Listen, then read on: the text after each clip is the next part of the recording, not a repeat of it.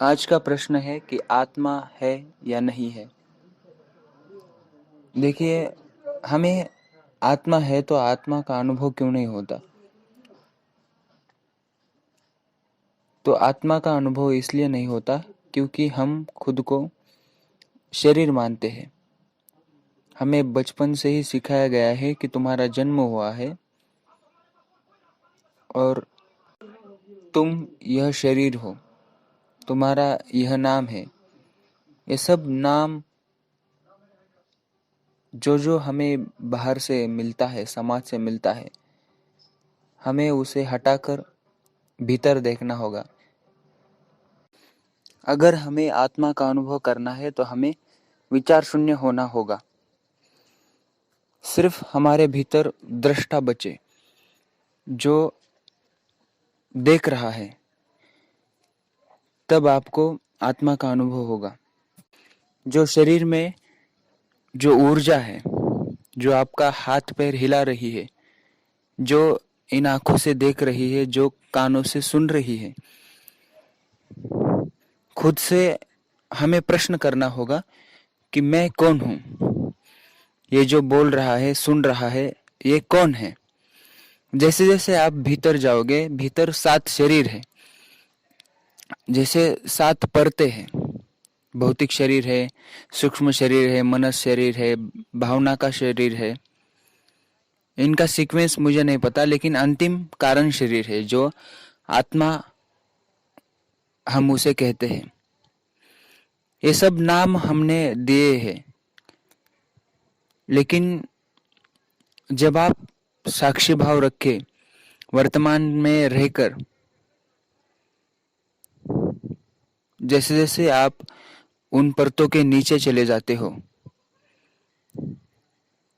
विचारों के पार, भावनाओं के पार, आप जब दृष्टा होते हो, तब जाकर आपको चेतना का अनुभव होगा। आप जानोगे कि आप चेतना हो। यह शरीर आपसे अलग है। हमें कभी कभी आत्मा का अनुभव भी होता है, लेकिन हमें उसका पता न होने के कारण, उसकी जानकारी न होने के कारण हम उसे पहचान नहीं पाते। जैसे कि आप रात को कभी घर के बाहर निकले हो, तो अचानक से हवा का झोंका आपके भीतर कुछ तरंग उठाता है, कुछ चेतना आपके भीतर छू जाती है आपको। जब आप धीरे धीरे अपने भीतर जाओगे, तब आप उन अनुभवों को स्पष्ट रूप से देख पाओगे। तब आप स्वयं को पहचान पाओगे। और मैं ये खुद के अनुभव से कह रहा हूँ कि मुझे भी पहले आत्मा का अनुभव नहीं था, लेकिन 3 महीने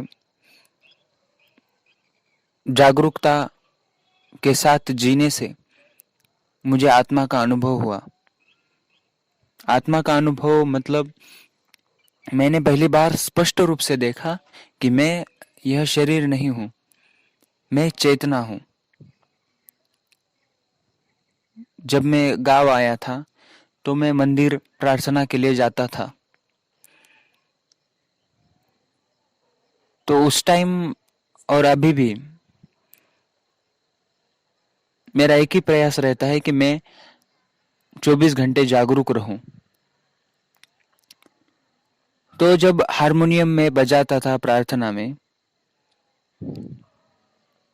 और हारमोनियम सुनते सुनते जब मैं साक्षी भाव से जब हारमोनियम को सुनता था, तो मैं चेतना सुन रही है ऐसा महसूस करता था। मैं सुन रहा हूँ शरीर के भीतर। तब आप महसूस कर पाओगे कि चेतना शरीर के बाहर भी आती है और भीतर भी जाती है। लेकिन आत्मा को महसूस करने के लिए आपको अपनी चेतना को वर्तमान में लाना होगा। अभी हमारी चेतना बटी हुई होती है कि हम उसे मेरा कहते हैं, इन भौतिक चीज़ों को मेरा कहने लगते हैं, इसलिए हमारी चेतना एक जगह पर नहीं रहती। तो हमें अभ्यास से सतत प्रयास से हमें चेतना को वर्तमान में लाना होता है, तभी आप उसका अनुभव करोगे। और आप जल्दी आत्मा का अनुभव करना चाहते हो तो उसके लिए मृत्यु का स्मरण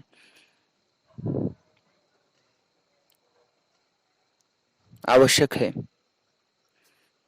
मददकारी है। बड़ा कठिन है इस रास्ते पर चलना। वैसे तो सरल है, लेकिन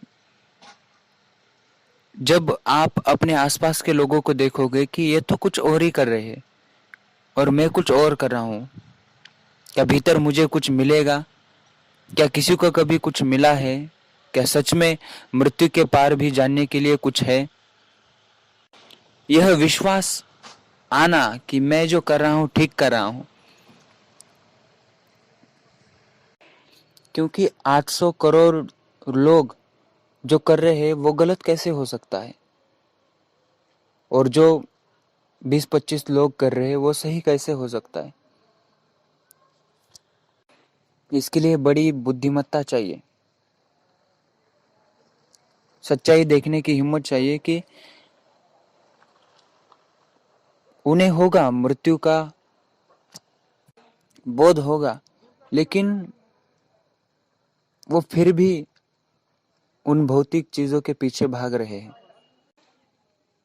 हम सबको लगता है कि जब मैं यह पालूंगा तो मुझे सुख मिलेगा, आनंद मिलेगा, लेकिन मन एक चीज मिल जाने से रुक नहीं जाता, और चीजें मांग करता है। मन रुकना नहीं जानता। मन के द्वंद्व को समझना होगा। जब तक आप खुद नहीं सोचेंगे कि जो संत कह रहे हैं उनमें क्या सच्चाई है, क्या उन्होंने पाया, जब तक आप अपनी आंखों से नहीं देख लोगे तब तक आपको विश्वास नहीं होगा। कैसे विश्वास हो सकता है कि मेरे भीतर भी ज्ञान है, मुझे भी ज्ञान की प्राप्ति हो सकती है? जब चेतना परम शून्य हो जाती है, एक विचार की तरंग भी नहीं उठती, जब सुसुप्ति में चेतना महाशून्य में गिर जाती है, तब आपको ब्रह्म का अनुभव होता है, सत्य का अनुभव होता है, ज्ञान की प्राप्ति होती है। यह ब्रह्म नाम भी हमने ही दिया है, नाम में मत उलझ जाना। और कितने भी ग्रंथों से आप जान लो कि अहम ब्रह्मास्मि का अनुभव होता है, जब तक अनुभव नहीं होता तब तक सब झूठ लगता है। मैं मेरे ही अनुभव से कह रहा हूं कि जब तक मेरे भीतर नहीं घटा था, मुझे विश्वास नहीं था, कंफ्यूजन ही था। जो ज्ञान, जो सत्य चेतना से भी परे है, उसे हम जानने से पहले कैसे मान ले, कैसे विश्वास रखे, बहुत मुश्किल है। अगर आप विचार से, बुद्धि से, तर्क से जानना चाहोगे तो यह संभव नहीं है, क्योंकि वो ज्ञान चेतना से परे है। उसे हम यहाँ कैसे बता सकते हैं, कैसे प्रमाण दे सकते हैं? उसका उसका कोई प्रमाण नहीं दिया जा सकता। ओशो ने भी कहा है कि अगर कोई प्रमाण दे भी दे तो उसे खंडित किया जा सकता है। अगर आप मेरी बातें सुनकर भी अगर मान लो कि ऐसा ऐसा घटता है, अहम ब्रह्मास्मि का अनुभव होता है, तो भीतर कहीं ना कहीं ये विश्वास पक्का नहीं होता। जब तक आप खुद अनुभव नहीं कर लेते तब तक मानिएगा भी मत, जानने की कोशिश करना। और ओशो को समाधि से पहले लगातार 3 महीने सुनकर भी यह विश्वास नहीं होता था कि मेरे भीतर भी ऐसा कुछ घटेगा, लेकिन जब घटा तब विश्वास आया, तब कुंडलिनी का अनुभव हुआ। अभी मैं एक आपके साथ अनुभव शेयर करना चाहता हूँ कि जब मैं पुणे पुणे से लौटा था, तब मेरे घर की जो कैट थी, जो बिल्ली थी, वो मर गई थी समझो। तब मैं साक्षी भाव रखने की कोशिश करता था और मुझे उस बिल्ली से लगाव था, उससे प्रेम था। लेकिन जब हमें खबर मिलती है, मुझे खबर मिली कि बिल्ली अब नहीं रही, तो जो मेरे भीतर घटा,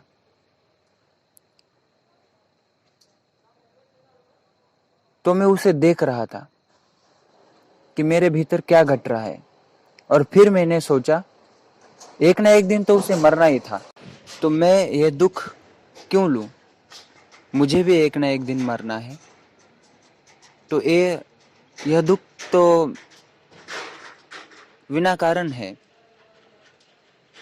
दुख का कारण भी है, और जब आपको उसका कारण पता चलेगा तब आप उससे मुक्त हो जाओगे। आपको उस स्थिति तक जाना होगा कि जहाँ बाहर की कौन सी भी खबर आपके भीतर के दिए को बुझा ना सके, हिला ना सके। आपका ध्यान, आपकी जागरूकता सतत जलती रहे। देख लो एक बार अपनी मृत्यु को, अपने सारे परिवार वालों को, कि ये सब एक ना एक दिन मरने वाले हैं। तो क्या ये सत्य? हम यहाँ पर कुछ दिनों के मेहमान हैं। हमारे पास तो एक ही धन है, प्रेम का धन है, दया का धन है। बस यही धन हमारा है जो हम दूसरों को दे सकते हैं। बाकी धन तो यहाँ का ही है, यहाँ ही रहने वाला है। हम कौन होते हैं यहाँ का धन यहाँ ही बांटने वाले? लेकिन जो हमारे चेतना का धन है, जो प्रेम है, जो करुणा है, हम उसे बांट सकते हैं। आज के लिए इतना ही। और मेरी बातें आपने प्रेम पूर्वक सुनी, इसलिए आपका धन्यवाद। और आपके भीतर बैठे परमात्मा को मेरा नमस्कार, धन्यवाद।